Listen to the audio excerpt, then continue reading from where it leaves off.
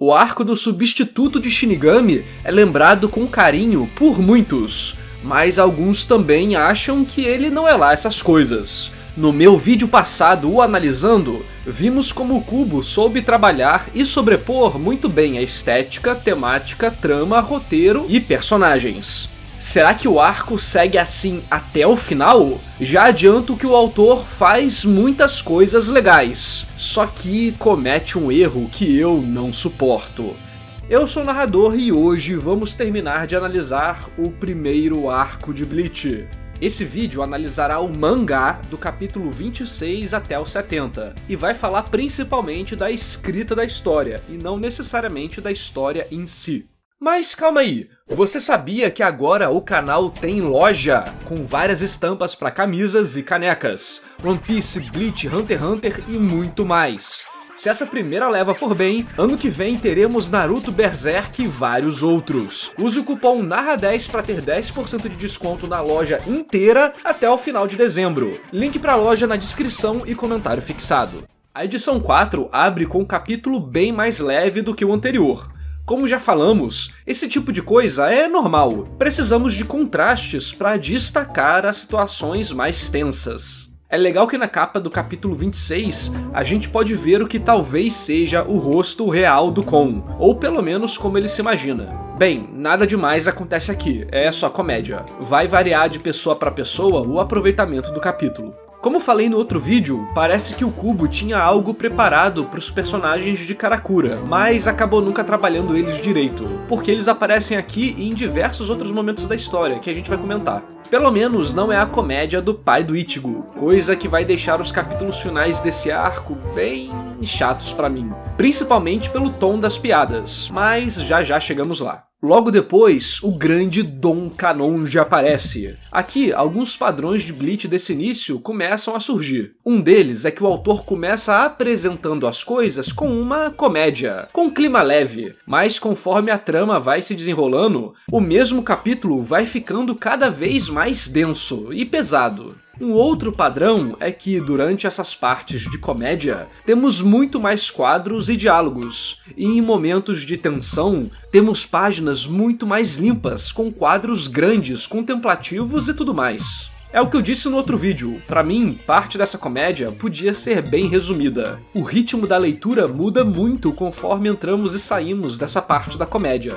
Normalmente, a leitura de Bleach flui como água, mas ao chegarmos nessas partes de bobeira, tudo dá uma desacelerada pela quantidade de informações, muitas vezes efêmeras, que a gente tem. Um detalhe legal desse capítulo é que a Orihime vai pedir desculpas pro Ichigo por ter enchido o saco dele, não sabendo que ele não curtia o programa. E ele acaba falando, tá de boa, é normal ser arrastado pra essas coisas por causa da família. E ela responde, é verdade, né? Bem normal. Achei cuidadoso o fato do Kubo levar em consideração o fato de que ela não tem uma família, na hora de construir essas interações aparentemente sem importância. Afinal, ela não sabe como é. Só que, será que essa situação realmente não tem importância? A página dá um bom destaque para ela e para suas expressões faciais. É um pensamento de construção bem cinematográfico, e eu gosto disso. Então talvez tenha algum valor ali, na sua sensação lendo aquela página e na forma que o ritmo é construído. Anteriormente, já comprovamos que Bleach, pelo menos nesse início, consegue sobrepor muito bem a trama, a apresentação de elementos do mundo, personagens e seus arcos, momentos interessantes, temáticas bacanas e até também a aplicação das poesias em relação ao tema de cada edição. E nesses capítulos envolvendo Dom Kanonji, podemos novamente ver mais uma boa execução disso. As coisas vão sendo preparadas com um clima mais leve, como citei antes, mas conforme a Rukia vai explicando como almas podem ser perturbadas, vemos isso acontecendo em tela, o que é sempre bom. Muitas vezes, autores usam personagens que não conhecem o ambiente como um condutor de informações para o leitor, tornando a exposição algo com mais sentido, e é o que acontece com o Ichigo nesse caso. Junto disso, também temos as coisas que ela explica acontecendo em tela. Esse auxílio visual é sempre bem-vindo, pois torna uma explicação direta em algo mais interessante de se acompanhar. Já comentei sobre essas técnicas no meu vídeo de Skype de One Piece, por exemplo, na parte que eles explicam como os Sky Dials funcionam. Enfim, o próximo capítulo começa e temos aquela escadinha de tensão. Começa com uma comédia, que dessa vez até me tirou umas risadas, mas vai ficando esquisito, com o clima ficando pesado. A transição da comédia, além de servir para acelerar o capítulo e nos colocar no clima de novo, já começa a construir o Shed em relação a seus poderes paranormais. O mesmo vale para Orihime também. Novamente, temos a mesma técnica para exposição acontecendo em relação à transformação de um Hollow, com Dom Kanonji fazendo exatamente o que a Rukia diz para não fazer. E temos um ponto importante aqui: o processo de virar Hollow é bem doloroso, além de ser um destino cruel para a alma. Isso poderia facilmente fazer o leitor ficar com raiva do Kanonji, e até da história. O Kubo sabe disso, então antes de rolar essas coisas, ele nos apresenta quem é aquela alma. E é um cara bem FDP, ou seja, não temos a mínima empatia por ele. Na verdade, temos até antipatia. Assim, seu destino cruel nem nos causa incômodo, afinal, ele até meio que merece. Isso tudo junta diversas técnicas narrativas: auxílio visual durante a exposição, composição de cena que deixa tudo natural, informação sobre o mundo, antipatia para não ficarmos incomodados, desenvolvimento da trama e preparação da mediunidade de outros personagens. O legal é que aqui temos um foreshadow de que alguém iria intervir na transformação do Hollow.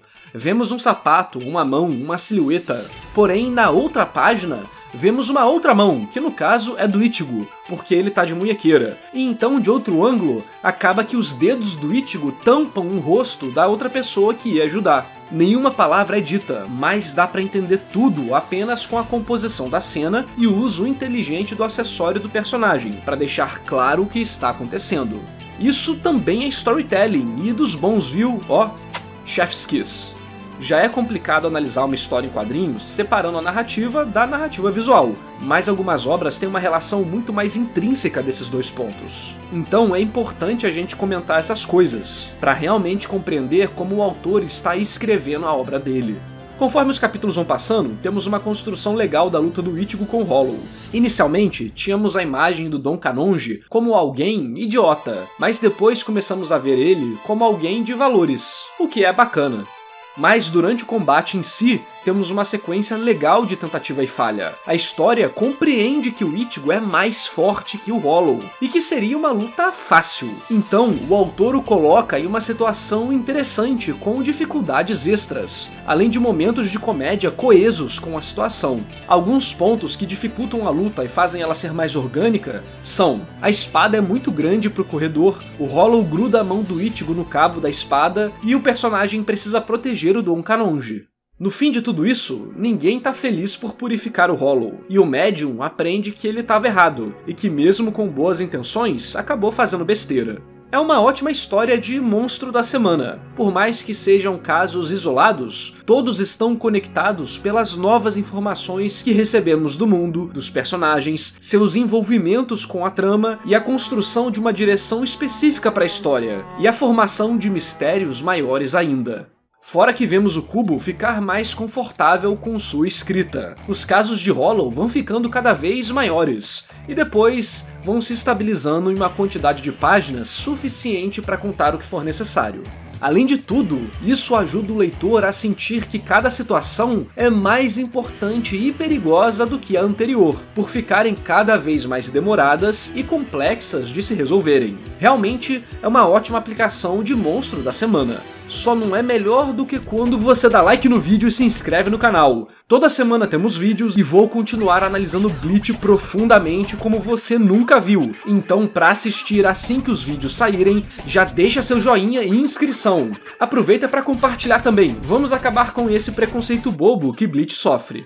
Aqui começa um capítulo simples, que fecha o acontecimento anterior, mas que é tão nostálgico por algum motivo. Não é especificamente porque eu li ele antigamente. Afinal, eu li tudo antes quando era pequeno, foi o primeiro mangá que eu comprei com meu próprio dinheirinho. Esse, por algum motivo, tem um peso maior. Pelo menos pra mim, talvez seja pela sua estética geral. É um capítulo que começa bem bobo, com todos tomando bronca por terem feito besteira na TV. E tudo parece tão adolescente, sabe? Ichigo falando besteira, as meninas tentando se livrar da situação, Rukia fingindo chorar e enganando o professor, o povo pulando da janela, e o diretor nem aí pra bronca do professor. Então cortamos pra todos andando em grupo, meio que fugindo das aulas da escola. Essa parece a vibe que o Kubo queria atingir no início de Bleach. Essa sensação de leveza, de juventude, de amigos se divertindo e fazendo besteira sem querer. Tudo isso é bem condensado na primeira opening do anime, que tem um clima bem diferente de todos, exaltando essa sensação rebelde e inocente de momentos melhores da vida, onde as coisas não tinham consequências sérias, e de uma época onde nossos dias eram preenchidos por aventuras. É algo simples e bem rápido, mas tão gostoso. Vocês sentem algo parecido com isso relendo essas páginas? Por mais que eu já tenha falado mal da aplicação dos amigos do Ichigo na história, que de fato são abandonados, e de certo modo isso foi uma decisão boa devido ao caminho da trama, eu me pergunto como seria uma história se tivéssemos um slice of life de jovens lidando com seus problemas do dia a dia enquanto enfrentam o paranormal. Mas como a história foi para outro caminho, eu acho que o Kubo acabou utilizando demais esses personagens, e eles se transformaram muitas vezes em uma âncora. Acaba deixando a história mais lenta em alguns pontos, tem muita informação em certas partes que no final não serve para nada, então meio que só atrapalha esse ritmo inicial da história. Talvez eu sinta essas coisas porque lembre minha própria adolescência. As zoeiras com os amigos, as aventuras, as fugidas da escola, fazer besteira e ter que sair correndo depois. Então, fico realmente feliz por, pelo menos em certos momentos, os amigos do Ichigo serem bem utilizados, e não serem apenas personagens que impedem a história de se desenvolver, como muitas vezes acontece. É possível que você se pergunte por que esse momento é diferente dos outros dentro da narrativa, e não só pela minha percepção pessoal. E eu te explico. Toda essa zoeira é cortada pela Inoue observando o rosto do Ichigo e da Rukia, e então ficando bem triste, e pensando o seguinte, enquanto vemos os rostos de todos os presentes. Eu não percebi naquela época, mas o incidente daquela noite e as imagens que restaram desse momento mudariam drasticamente a vida de todos nós. A construção de todo um clima desse momento legal para possível tragédia é muito boa, visto o contraste da fala mórbida com os rostos alegres das pessoas presentes. Isso gera expectativa no leitor de que algo grave acontecerá, e essas coisas são importantes para mantermos os leitores engajados. Mas esse não é o final do capítulo, e logo a trama volta para os holofotes, com mais foreshadows do Ishida, dessa vez bem menos sutis. Inclusive, tem um detalhe muito bom que pouca gente percebeu. Além do uniforme do personagem ser igual dos outros, o que já é uma dica, na sua manga está escrito Escola de Karakura na etiqueta, e o Kubo deixa isso bem na tela para todo mundo ver, e passar aquela sensação de talvez o inimigo esteja mais próximo do que parece. Mas eu nunca vejo as pessoas comentando como o Kubo é cuidadoso na hora de compor as imagens que aparecem na tela. Essa teoria que alguém podia fazer na época é confirmada quando descobrimos que o Ishida de fato faz parte da mesma sala do Ichigo. Tava tudo na cara o tempo todo, inclusive com o nome dele no topo da lista de alunos com maiores notas da escola e da sala. Se eu não me engano, mas com certeza é da escola. Enfim, dentro da trama, Ichigo e Rukia estão indo atrás de Hollows, que tem a sua localização enviada para eles pela Soul Society. Mas ao chegarem lá, não tinha nada. E dessa vez, ao falarem com a alma, descobrem que o Hollow já havia sido morto por alguém misterioso. E assim, as dicas vão ficando cada vez mais claras, mesmo que o autor não te entregue diretamente quem é. Além do personagem ir aparecendo de forma cada vez mais proeminente nas páginas, temos algumas pistas bem interessantes como essa do capítulo 34, onde o Ishida levanta um pouco o braço, e a onomatopeia nos leva a observar um crucifixo em seu pulso, coisa que terá destaque logo logo. Enfim, depois de toda essa construção progressiva, o personagem é apresentado de forma bem impactante, demonstrando saber tudo sobre o protagonista, além de, aparentemente, possuir habilidades bem mais aguçadas, derrotando Hollows antes do Ichigo e identificando os outros bem rapidamente. Temos o recheio do bolo da apresentação, com ele usando seus poderes, um arco e flecha espiritual que acertam Hollow bem distante, com precisão. E a cereja em cima de tudo isso é ele se apresentando, dizendo seu nome e falando que odeia Shinigamis. Lembra daquela técnica básica que todos os mestres escritores dizem? Quando forem apresentar um personagem, exagere. E tem diversas formas de fazer isso. Exagero de atitudes, de personalidades, de falas, visual. Aqui, Ishida tem um visual bem diferente. Mostra saber muito, é arrogante e tem uma habilidade enorme, sendo o motivo dos protagonistas não acharem mais os Hollows. Afinal, antes mesmo da Soul Society os identificar, ele já os eliminou. Os painéis aqui e do próximo capítulo são bem cinematográficos. Temos sombras contrastantes, shots de câmera inclinados. Então, após falar que odeia Shinigamis, temos um quadro bem grande dele dizendo que também odeia o Ichigo. Mas será verdade? Conforme descobrimos mais pra frente, ele não tem nada contra o Ichigo em si, só está sendo influenciada por concepções erradas. Porém, podemos ver isso a partir desse quadro aqui já. Para e pensa, se tudo que tá numa página tem uma razão de estar lá, por que no quadro específico que ele diz odiar o Ichigo, vemos apenas a metade do rosto de Yuri Ishida? Sabemos que o Kubo ama brincar com linguagem visual, então podemos interpretar essa cena de forma bem clara até. A metade do rosto do Ishida representa que o que ele está falando é uma meia-verdade. Ele odeia Shinigamis, sim, mas ele não odeia o Ichigo. Ele só está se forçando a acreditar nisso para manter a sua visão de mundo. Em diversos momentos da obra, nós não temos um monte de balões de texto ou narradores explicando a reação do personagem. Simplesmente temos um rosto absurdamente bem desenhado, com expressões bem claras e às vezes uma frase. Algumas pessoas vão achar incrível esse tipo de linguagem visual e o carinho com a composição das cenas, digno de cinema, mas para outros não vai importar muito. E tudo bem, cada um tem a sua preferência. Mas existem certos autores que buscam sempre manter isso de forma intensa em suas obras. E como falei, isso também é storytelling, não dá para separar um do outro. Afinal, tem uma parte considerável de informações para a história, para o roteiro, para a narrativa, que estão sendo transmitidas puramente por imagens. Outro detalhe legal é que o Ishida está usando um uniforme branco e tradicional, enquanto o Ichigo está usando roupas casuais e modernas, da cor preta. Nesse início da história, é bem legal que certas vezes o Ichigo troca de roupa, como no capítulo do Dom Kanonji, mas em geral ele sempre tá com o uniforme da escola. Então, realmente, parece ser uma decisão consciente ele estar de camisa preta, e especificamente apenas para essa cena, o que entra naquele tema de contraste da história, desde o nome da obra até o uniforme dos personagens, dos protagonistas, dos vilões e por aí vai. Claro, esse tipo de coisa, se a gente olhar friamente a parte da narrativa, não afeta a qualidade da escrita em si. Se o encontro dos dois personagens e a apresentação do Ishida fosse ruim, isso não salvaria a cena. Mas como ela é boa, esses detalhes são a cereja do bolo, como eu comentei, que mostram todo o carinho e cuidado que o autor teve, e que quase ninguém percebeu. Enfim, como falei, temos aquele padrão de começar leve e ir ficando mais sério. Depois desse momento inicial, temos um leve time skip pra escola, algo de um dia. E depois de uma comédiazinha, a Inoue apresenta o Ishida, mas dessa vez como o aluno da escola, e não como justiceiro espiritual igual vimos antes. Essa comédia é até bem feita, mesmo que você não goste dela, ela ajuda a construir as cenas e dar destaque ao Quincy, que nos mostra outras de suas características, novamente exagerando. Assim, vemos que apesar de ser meio desconectado e excêntrico de certo modo, ele é uma boa pessoa. Mas parece que o Kubo decidiu dar o capítulo inteiro de destaque pro personagem. Não basta só 2 cenas de destaque, aplicando muito bem as técnicas de apresentação. Logo vemos ele usando o Reiraku, e mostrando como o Ichigo é um ignorante e inexperiente nesse mundo espiritual.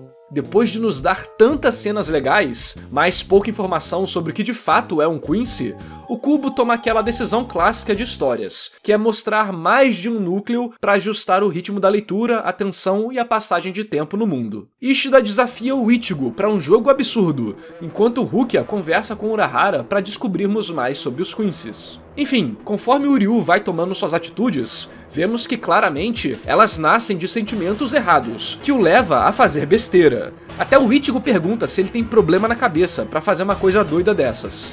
Esse jogo, além de mostrar como o Ishida tá errado, também é o gatilho para que outros personagens ganhem poderes. E mudamos para essa perspectiva no momento que ele fala que o Ichigo não percebe as pessoas com densidade espiritual perto dele. Ele pensa só nas irmãs, que tem um pouquinho de densidade espiritual.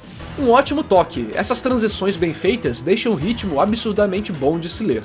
A partir daqui, a Inoue e o Shed ganham um destaquezinho. Essas lutas servem para desenvolver algum elemento do personagem, como por exemplo os ensinamentos do avô do Shed e tal. Não são momentos tão profundos assim, mas o ritmo é bom, então não incomoda. Já sobre a construção da narrativa dos poderes em si, eu acho que já tinha um rastro para aparecer. Tivemos quase 30 capítulos mostrando como eles possuem mediunidade, e que cada vez fica mais intensa. E o poder também nasce de coisas importantes para os personagens, que também estão relacionados com o paranormal. A Orihime tem as presilhas que o irmão deu, e que são o motivo dele se acalmar no estado Hollow. Já o Shed consegue socar Hollow mesmo no início da história, dando um direto com o braço direito.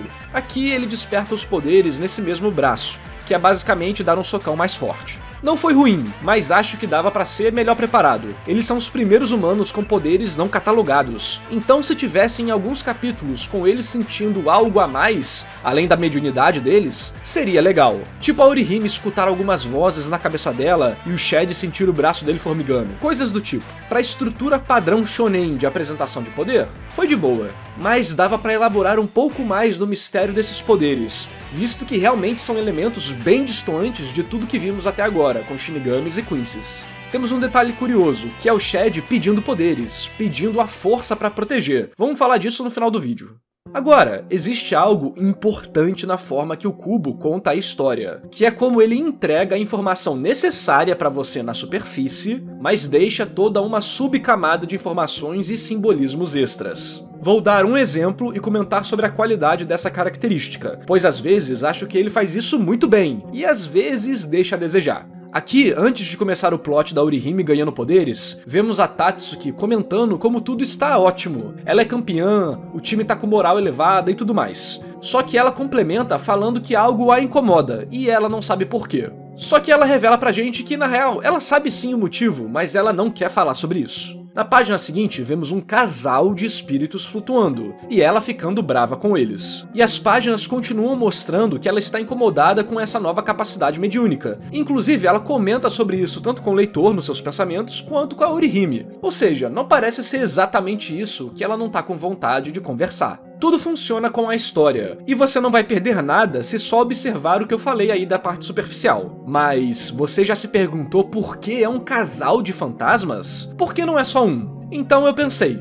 bom, será que tem algo a ver com relacionamento ou amor? Isso me fez lembrar de elementos curiosos, e creio que desvendei o mistério. Durante todo esse arco, vemos como ela conhece o Ichigo melhor que ninguém, talvez até melhor do que a Inoue, mas no mínimo ali, igual. Ela sabe quando ele está triste, quando é o aniversário da morte da mãe, quando ele está fingindo, e o acompanha desde o jardim de infância, que é um clichê bem comum em histórias japonesas, amigos de infância se gostarem. Mas não é só isso. O que deixou claro pra mim foi lembrar de quando o Kon está no corpo do Ichigo pela primeira vez. Ele chega na sala de aula, elogia todas as meninas, fala como a Inoue é bonita, dá um beijinho na mão dela, e a Tatsuki aparece. E enquanto ela tenta tirar ele de cima da Inoue, ele diz, e não é que você também é bonita? Ou algo do tipo. Para a Tatsuki, foi o Ichigo que disse aquilo. E qual foi a reação dela? A mulher fica maluca, joga mesas e cadeiras em cima dele e tudo mais, tendo uma reação absurdamente exagerada. Onde vocês já viram isso? Bem, em todos os animes. É bem comum a menina ficar encabulada e demonstrar raiva para esconder essa vergonha. Novamente, dentro de animes, não necessariamente na vida real. Isso fez um estalo na minha cabeça. É óbvio, ela não tá incomodada apenas pelos fantasmas. E é por isso que tem um casal ali. Ela está incomodada por ter sentimentos não resolvidos por Ichigo, e por ele estar cada vez mais afastado dela. Inclusive, no início do arco dos Arrancars, Tatsuki fica absurdamente brava e frustrada por Ichigo estar a deixando pra trás. Ela o joga na parede, quebrando a janela, perguntando por que isso tá acontecendo. E ele só responde, isso não é da sua conta. O que a deixa destruída. Tudo isso é detalhe. Não afeta a narrativa diretamente, nem o desenrolar da história, mas recompensa quem tem olhos atentos para pegar as dicas que o autor coloca no meio da história. É algo parecido com One Piece, quando Oda espalha informações aparentemente irrelevantes, mas que ganham conexões para grandes revelações do futuro. Só que aqui é muito mais em relação a emoções do que informações em si, apesar de sim ter vários elementos sobre a origem do Ichigo, que a gente vai comentar também no final do vídeo. E como eu falei mais cedo, o Kubo sempre acerta nisso? Eu acho que não. Em alguns pontos, acho fenomenal a construção, como por exemplo, a questão do coração do Ulquiorra. Mas temos situações onde, ao invés de deixar a emoção implícita, ele acaba colocando uma informação importante para a compreensão da história, o que acaba causando dificuldade de compreender a trama para o leitor mais casual. Por isso, por mais que eu aprecie a sutileza, não acho que ela foi bem utilizada em todos os momentos, e falaremos disso mais pra frente nos vídeos. Recentemente, tivemos até uma discussão sobre isso na comunidade, na luta final do Yamamoto e os seus significados, que para muitos não ficaram claros ou não foram desenvolvidos da forma que gostariam, mas isso é assunto para o futuro. Conforme a história prossegue, descobrimos que os Quincy's poderiam causar o fim do mundo, uma bagunça de desordem que mistura a vida e a morte, que é exatamente o que o vilão final da história quer, e isso está presente desde o primeiro arco. Ichigo e Ishida não conseguem resolver o problema dos Hollows, e a história deixa bem claro que só quando eles colaborarem que vencerão. Acaba que eles começam a lutar juntos, mas mesmo assim não cooperam, cada um lutando sua briga individual. Assim que o menos grande aparece, eles até tentam colaborar, mas não dá muito certo. Depois de algum estresse, o Ichigo consegue fazer o menos retroceder, mas ele acaba absorvendo o cérebro do Hollow. E para ele não morrer, o Ishida, que não queria colaborar antes, tem que se dispor a ajudá-lo e absorver a Heiatsu e remover o excesso dessa energia do corpo do Ichigo. Curioso, o Ishida, um Quincy, usa a habilidade Quincy de absorver Heiatsu para liberar o excesso do Ichigo, sendo que algum tempinho atrás, o Ichigo, que é o Shinigami, absorveu a Heiatsu do Hollow. Curioso isso, vamos comentar no final do vídeo. Assim, no fim, eles trabalham juntos e desenvolvem um respeito mútuo, enquanto Ishida tem uma revelação interna, percebendo como estava lidando mal com as suas frustrações internas, e como no fim, ele não odeia o Ichigo, muito pelo contrário, esse é o momento dele realizar o que seu avô sempre quis, se entenderem. Novamente, sobreposição de trama, com mensagem, com tema, com desenvolvimento de personagem, com muito mais. O capítulo 51 começa com a apresentação de duas figuras misteriosas, que precisam capturar ou matar a Rukia, e o dia na sala de aula está meio estranho. Após fazer uma brincadeirinha, Rukia fica cabisbaixa do nada, enquanto Inoue e Atatsuki percebem que tem algo estranho no ar. E temos essa página que representa muito bem isso, novamente destacando a capacidade do cubo de passar informações sem nenhuma palavra. Enfim, com a aparição dos Shinigamis, o autor introduz novos pontos de interesse para ajudar o leitor a seguir a história, inclusive dando novos significados a elementos antigos dela, como as Zanpakutos, que descobrimos possuírem nomes e poderem se transformar. Isso é importante pois refresca a história, visto que os inimigos agora são outros, lutam de outra forma, têm outros tipos de poderes e estão relacionados à trama principal da Rukia, uma personagem que a gente gosta, logo é mais fácil da gente se interessar por isso. Durante a luta contra o Renji e contra o Byakuya, o Ichigo perde pela primeira vez. Isso também é importante por vários motivos na narrativa. Ichigo começa lutando para proteger a Rukia, o que se conecta com valores importantes do personagem e seu arco positivo, coisa que já discutimos no primeiro vídeo da série.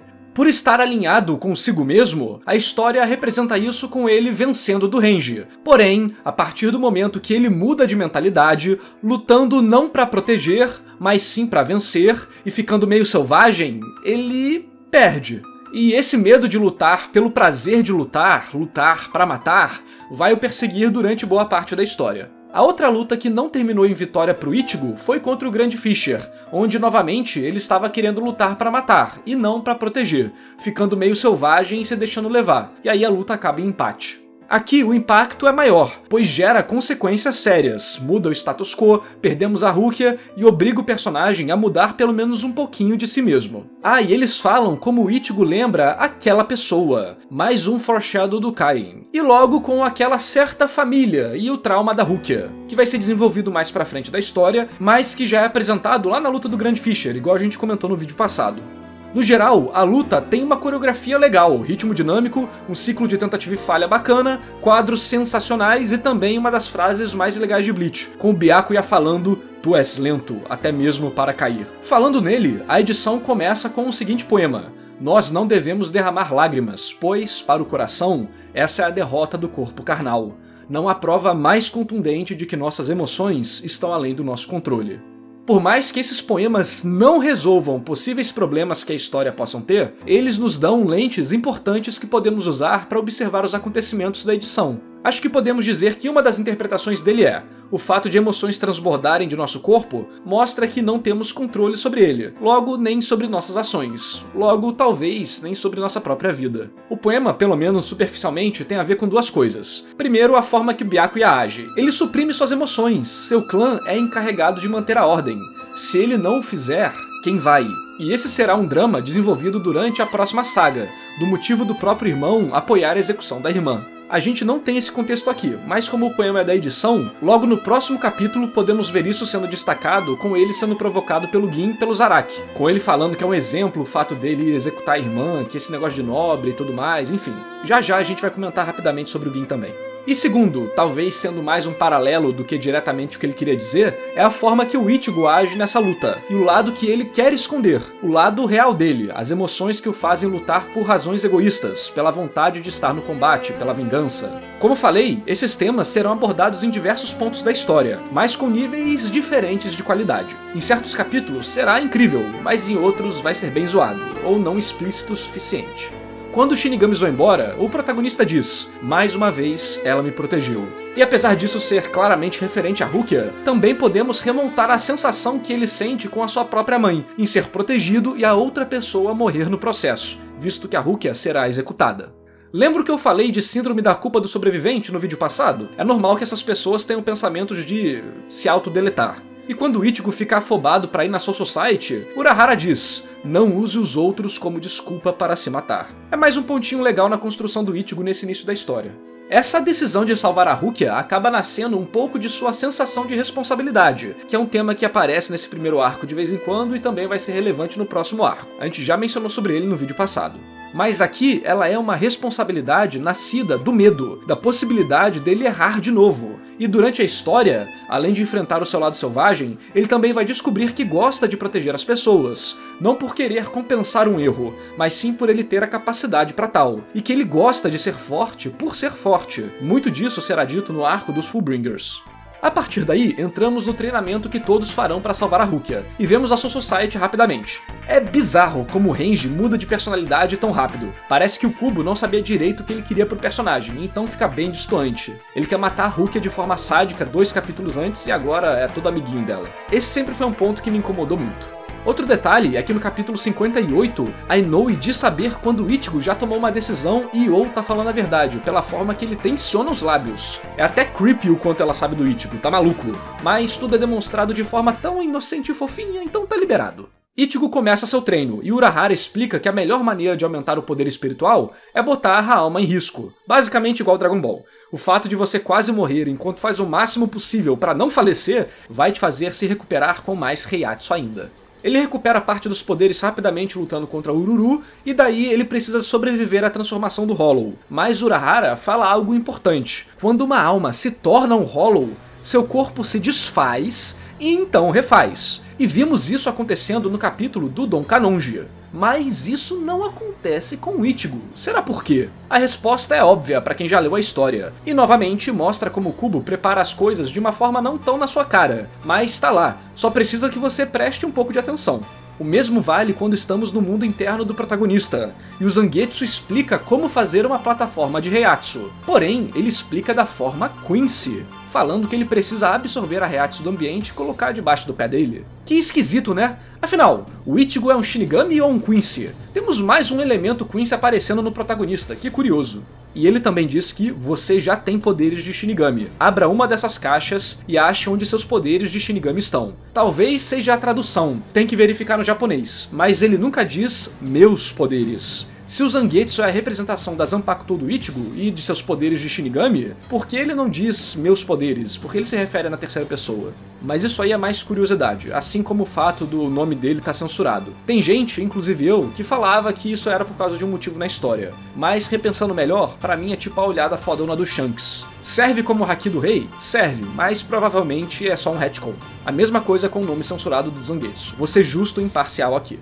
Mas fora a parada do nome e o dos meus poderes, parece que o autor tá botando várias dicas na sua cara durante a história inteira. Mas mesmo assim, você encontra um monte de gente falando besteira na internet. É realmente curioso.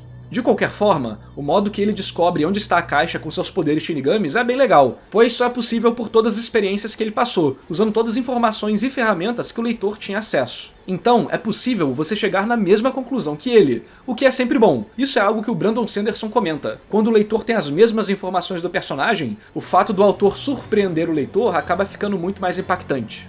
Já na Soul Society, um grande mistério começa a ser construído. Se um núcleo da história do Ichigo possui um objetivo claro e uma direção linear, ficar mais forte e salvar a Rukia, o outro possui diversos caminhos. Nós começamos a ser apresentados a uma nova realidade, novas leis, cultura e personagens. Tudo isso ao mesmo tempo que o Renji fala: pô, mas essa execução tá certa? Parece exagerado demais. O que bota aí mais um pequeno mistério, afinal, o que tá acontecendo? Essa sensação de estranheza aumenta com a aparição do Gin e do Zaraki, que provocam o Byakuya em relação à irmã, falando do orgulho da família, que segue as leis e tudo mais. Até comentei sobre isso recentemente no meu vídeo analisando o episódio 3, 4, 5 e 6 do novo anime de Bleach, link no card de descrição. O propósito dessa cena, além de tudo que já comentamos, é mostrar como há conflitos dentro da Soul Society, e deixar claro que tudo pode acontecer a partir de agora, o que ajuda muito o leitor a ficar animado e engajado com as possibilidades e mistérios. E isso é algo que muitos fãs de shonen curtem, ver novos mundos, novas sociedades, novos grupos. Não é à toa que as vilas de Naruto, as ilhas de One Piece, as organizações de One Piece e as organizações de Naruto fazem tanto sucesso,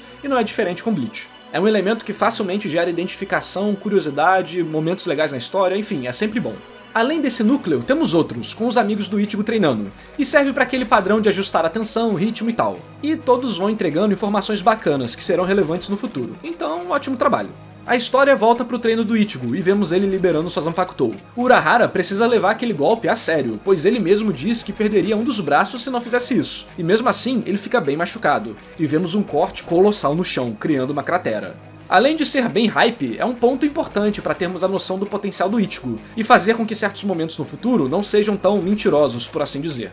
Antes de partirem para a Soul Society, temos o capítulo Últimas Férias de Verão, que trata de várias coisas, mas vamos focar na sua relação com grandes estruturas psicológicas. Esse tema de viagem para outro mundo, para um mundo especial, é algo que encontramos na Viagem do Herói, onde ele sai do dia a dia e vai para um mundo desconhecido e perigoso. Isso também representa o processo de adquirir responsabilidade, maturidade, entrar na vida adulta e sair da vida escolar, vamos dizer assim. Ichigo vai para um mundo de adultos centenários, de burocracia enorme, violência, hierarquia, leis confusas, onde todos são mais fortes, sabem mais que ele, são mais sagazes. Basicamente é como fazer 18 anos e tentar achar um trabalho. Esse tema de vida adulta e de adquirir responsabilidade por si mesmo pode ser encontrado não apenas pelo Ichigo ganhando poderes e lutando contra Hollows porque quer, mas também por ele se sentir responsável por salvar a Rukia. Para fechar o clássico clichê japonês de férias de verão, temos um festival, um Matsuri, e tudo isso é bem associado à juventude, memórias boas que ficaram para trás e tudo mais. A partir desse momento, a infância inocente acabou. Quantos animes você já viu onde o Matsuri representa essa passagem de tempo, essa mudança da vida, a última reunião antes da vida separar as pessoas? Infelizmente, não vemos a cena em si, o que é um vacilo. Daria pra deixar tudo mais emocionante. Por mais que o tema esteja lá, o Kubo simplesmente prefere não nos mostrar esses momentos, não nos deixa sentir esse adeus. Isso é bem decepcionante. E aqui entra o que eu já falei. A estrutura simbólica, temática, poética, pelo menos para as análises desse canal, não suprem a ausência da parte narrativa na história, mas com certeza a incrementa e a torna mais especial, mas para isso a narrativa tem que estar lá. Aqui é um ponto que infelizmente o Kubo tem toda a arquitetura abstrata para fazer algo incrível, mas simplesmente não tivemos isso que eu comentei materializado na obra. É ruim não por necessariamente ser ruim, mas sim pelo desperdício do potencial que foi apresentado e preparado. O pior de tudo é que, infelizmente, temos aquelas piadas do pai do Ichigo, que aqui são piores ainda. Nossa, realmente um desperdício de papel enorme! Logo nos momentos mais importantes, o autor vem com isso, deixando tudo muito tosco. Eu nem vou falar as piadas aqui porque é capaz do vídeo ser desmonetizado. É uma parada que japonês tem que eu não entendo, cara. Realmente me incomodou termos isso e não um desenvolvimento melhor do adeus. Pra mim esse é de longe o maior problema de Bleach do primeiro arco, as piadas do pai do Ichigo e então alguns momentos que possuem pouco ou nenhum valor narrativo, pois só tem piadas e certo desperdício de tempo com diálogos inúteis com os amigos do protagonista. E diálogo inútil não é quando os personagens desenvolvem a personalidade ou a relação deles, é inútil porque não dá em nada mesmo. E não falo isso em relação ao que a obra se tornará no futuro, mas sim em relação ao que o autor estava pretendendo fazer, de criar essa sensação de dias inocentes e melhores de uma juventude cheia de aventuras. Bem, pelo menos na minha opinião, era isso que eu acho que o autor queria fazer. De qualquer forma, o pai do Ichigo dá um amuleto pra ele depois, o que é um ponto bem interessante que constrói o fato dele talvez saber de algo. Assim, os nossos protagonistas vão pra Soul Society, enfrentar o desconhecido. Se você ler a história com atenção, vai perceber que esse arco possui um tema bem claro: o pesar, a dor da morte, tanto para quem falece quanto para quem fica, ou seja, a incapacidade de lidar com o luto. O que se conecta diretamente com o tema geral de Bleach, a morte, presente desde os Shinigamis até os Hollows, arco de personagens, dramas e até o objetivo do vilão final. Mas nesse primeiro arco, tudo gira em torno de luto. Hollows representam a incapacidade de lidar com o luto da morte, ficando presos no mundo material. E os personagens mais relevantes desse início estão fortemente conectados a esse tema também. Ichigo é emocionalmente instável por não lidar com o luto da morte da própria mãe, e decide proteger os outros, não só de Hollows, mas também de si mesmo, aceitando a responsabilidade de lutar com essas criaturas de outro mundo. Ishida comete diversos erros por não saber lidar com o luto da morte do seu avô. Rukia não sabe lidar com o luto da morte do Kaien, o projetando no Ichigo e vivendo uma vida de adolescente para fugir dos problemas reais que possui. Por mais que o Gigai dela estivesse atrapalhando, o que importa pro que a gente tá falando aqui é o tema. Ao reler esse arco e ver como o Kubo trabalha a história de forma incrível boa parte das vezes, eu adquiri um novo apreço por ele. Essa análise mostra alguns dos motivos de Bleach ter sido um sucesso durante seu lançamento. A qualidade aqui é absurda. E por mais que não haja nenhuma inovação em questão de storytelling, o mangaka soube muito bem aplicar as técnicas para criar uma experiência divertida, e botou seu estilo na história, nos enchendo de sensações e simbolismos artísticos, que realmente só um artista consegue fazer, pois exige uma sensibilidade enorme. E o mesmo vale para os outros do Big Tree e vários outros mangás que vemos por aí. Naruto e One Piece têm começos sensacionais, inclusive muitas pessoas falam que o início de One Piece é horrível, mas quando analisei, acabou se tornando uma das minhas partes favoritas por diversos motivos. Por mais que eu também não goste muito da comédia lá, o Oda sabia o que estava fazendo e fazia muito bem, com muita elegância e simplicidade, nos passando sensações e momentos e ação de forma incrível. E por mais que gostem de falar mal do Kishimoto, ele também faz isso muito bem no início de Naruto. Essas obras não são sucessos colossais à toa. Antes de querer dar uma de tuiteiro e criticar esses autores, vamos tentar pelo menos entender o que eles querem passar e aprender com eles. Não gostar é um direito, mas assumir que eles não têm nada a oferecer é de uma arrogância tremenda. E eu espero que você também tenha conseguido apreciar um pouco mais do início da história com essa análise. Claro, você pode continuar não gostando, é total direito seu. É normal entender o motivo de algo, ver a execução disso e mesmo assim não curtir. Mas o importante é reconhecer que aquilo existe. As pessoas botam aqueles visores de cavalo e acham que só porque elas não conseguem enxergar significa que aquilo não existe. Ah, lembrando que eu tô falando do mangá e não do anime. Apesar do anime ter seus méritos, acho que muito do que o Kubo fez foi perdido pelas modificações da animação. Até episódios canon tem vários minutos de filler no meio. E também cria todo um climão com a Rukia que não existe no mangá. Mas antes de acabarmos o vídeo, temos uma parte extra comentando sobre todos os detalhes que serão importantes para o futuro da obra. Vamos falar de coisas que serão reveladas até lá no último arco. Então se você não leu, melhor pular essa parte. Só dá aquele like no vídeo e se inscreve no canal, pô. Olha aí quanto tempo eu te entreti, e mais análises dessa virão no futuro. Então aproveita também e compartilha com um amigo. Enfim, vamos lá, parte extra. Outro dia me enviaram uma imagem proibida em todos os esquadrões da Gotei 13. Que é a Rukia supostamente usando o brasão Quincy no capítulo 26. A roupa que ela usa é da irmã do Ichigo, e sabemos que sua mãe era Quincy, logo não é impossível que realmente seja algo do tipo, mas eu acho isso bem difícil. Pra mim foi só uma coincidência mesmo, mas que ficou engraçado ficou. Quando o Shed libera seus poderes, ele literalmente pede por eles. E quando descobrimos mais pra frente, existem diversas teorias dentro da própria obra do porquê eles têm esses poderes. Urahara resume falando que eles ficaram muito tempo perto do Ichigo Shinigami, o que despertou poderes neles. Aizen diz que eles liberaram seus poderes pois estavam perto da Hogyoko por muito tempo. Depois os Fullbringers dizem que eles despertaram poderes pela mãe ou por eles terem sido atacados por Hollows.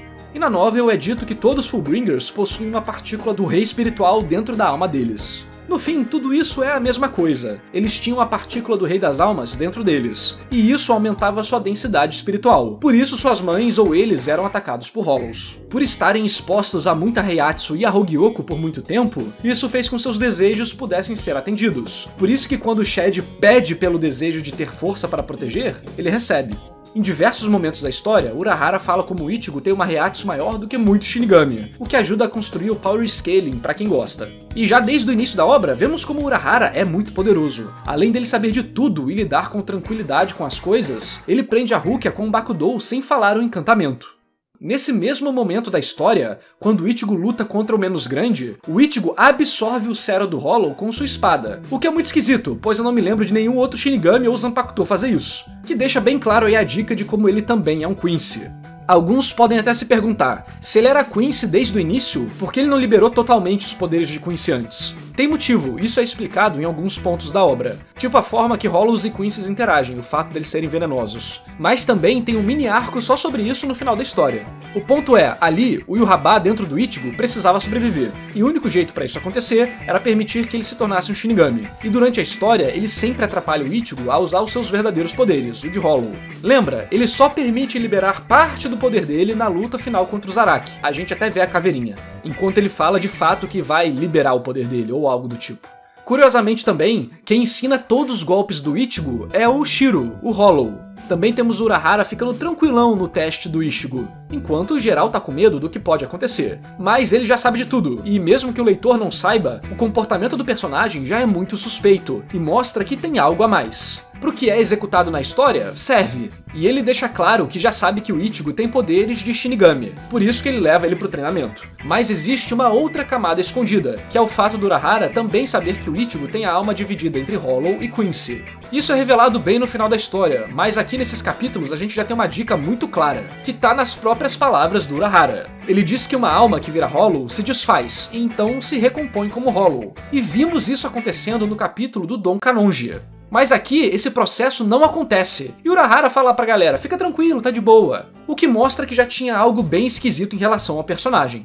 A Rukia, o Renji e o Byakuya falam que ele lembra um certo alguém. Urahara, de propósito, deixa o Ichigo entrar em situações específicas, inclusive diz que isso foi intencional para ver o crescimento dele. Agora, outros pontos que mostram como o Ichigo era absurdamente poderoso desde o início é que as lutas dele, até contra a do Zaraki, na verdade tem um bom embasamento previamente na história, independente de você gostar ou não achar bem executado. E alguns deles são: o Renji, um tenente, fica assustado com a Heiatsu do Ichigo. Urahara comenta como ele tem Heiatsu maior do que muita gente. Também temos aquela cena que comentamos do Ichigo fazer o Urahara levar a sério para não perder um braço e fazer aquela cratera atrás dele.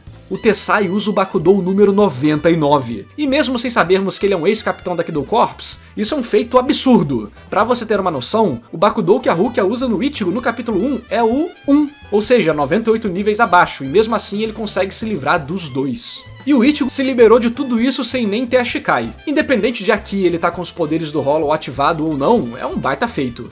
Agora falando de outros elementos que eu não consegui encaixar no vídeo. Zaraki diz que os únicos Shinigamis com medo da morte são o Tousen e o Gin, o que é interessante, visto que ambos trairão a Soul Society. E possuem algum tipo de sentimento de vingança, Gin pelo que aconteceu com a Matsumoto e o Tousen pelo que aconteceu com a amiga dele, e alguns elementos extras. Ufa! E aí, o que você acha do primeiro arco? Sua visão mudou? Recomendo reler, ele é muito melhor do que parece. Tem seus problemas, claro, algumas páginas de comédia são bem lentas, e o pai do Ichigo deixa tudo pior, mas o autor compensa muito com todo o resto. É realmente uma experiência divertida, e eu acho que Naruto, One Piece e Bleach se complementam de formas bem interessantes. Pra mim, todo fã de shonen deveria dar uma chance a esses três mangás. Inclusive, a Panini tá lançando o Bleach Remix aqui no Brasil, o melhor produto remix que eles já trouxeram até o momento. Vou deixar o link aí na descrição, assim você pode apoiar o canal e ter uma leitura de qualidade. Se você chegou até aqui, eu mereço o seu like, então mete aí o joinha e compartilha o vídeo para espalharmos a palavra do grande deus Kubotaichi. Apoie meu canal a partir de míseros R$5 e ganhe vários benefícios, como lives exclusivas, área VIP no Discord e muito mais. E esse vídeo só foi possível graças às lendas do canal: André Luiz Melo, Ordinary FJ e Overhaul Engenharia de Manutenção. E aos heróis Aleph Santos, Aleph Belles, Cindy Avelino, Gustavo Dias, Leonardo de Brito Correia, Leonardo Pagan, Luca KHS, Obluda San, Virgílio Missão e a todos que apoiam o meu trabalho. Obrigado por assistir e até o próximo vídeo.